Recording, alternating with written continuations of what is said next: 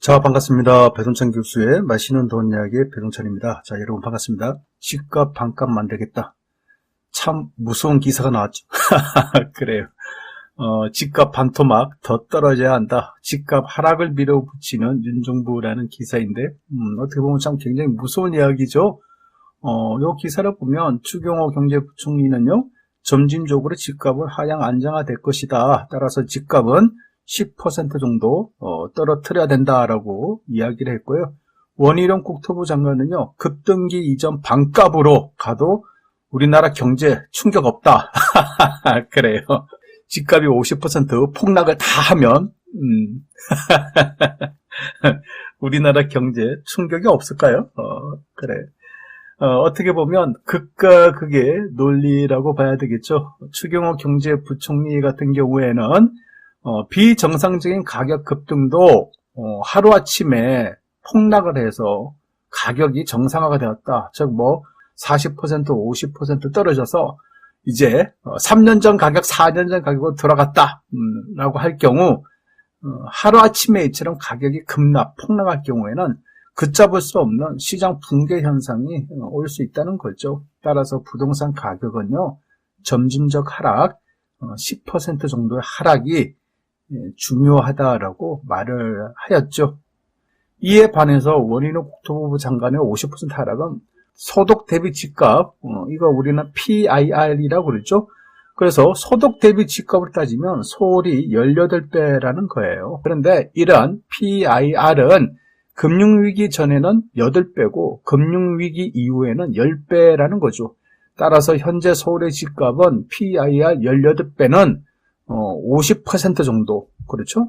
더 떨어져야 된다. 그래서 최대는 집값이 55% 정도 하락해야 된다. 이 정도 금액까지 끌어내려야지 서울 PIR이 금융위기 전 수준을 맞출 수 있다라는 거죠.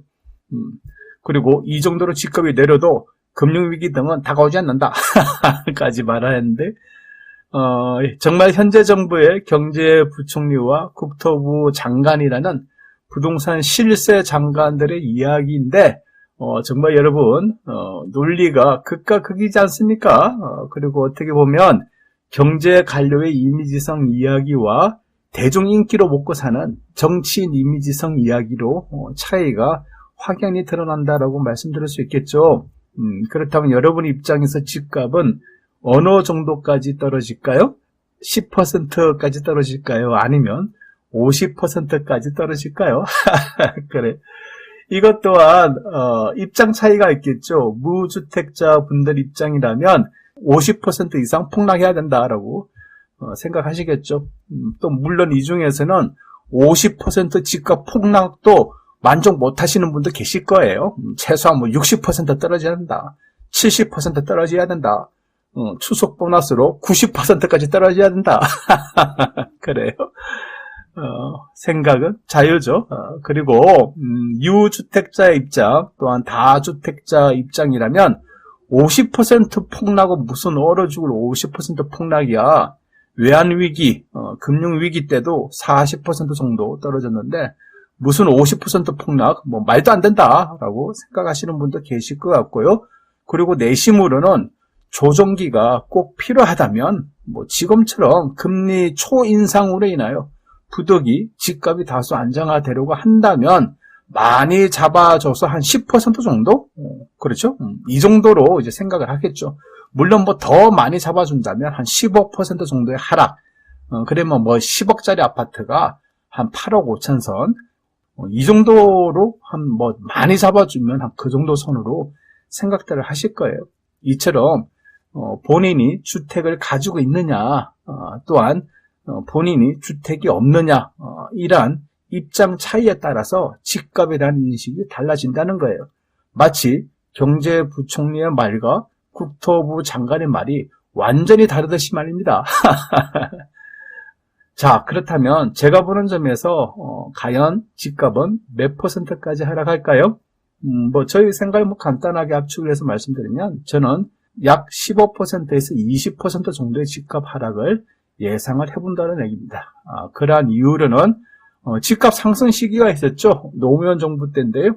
이처럼 집값이 계속 올라가. 그렇죠. 2003년, 2004년, 2005년, 2006년, 2007년까지 이처럼 파란색 아파트 가격인데요. 이처럼 많이 올라갔다는 얘기입니다.